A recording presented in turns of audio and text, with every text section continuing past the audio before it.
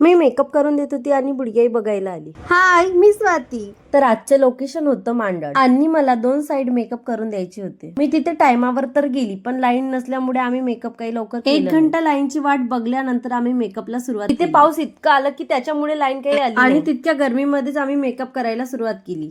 Light नसल्यामुळे crimping न करताच हेअरस्टाईल. गरमी इतकी होत होती की ताईचे पूर्ण केस ओले होते. हेअरस्टाईल झाली आणि लाईट पण आली. मेकअप करायसाठी किती पण लवकर जा, घाई होतेच होते. आणि आज पण तसंच काही माझ्यासोबत झालं.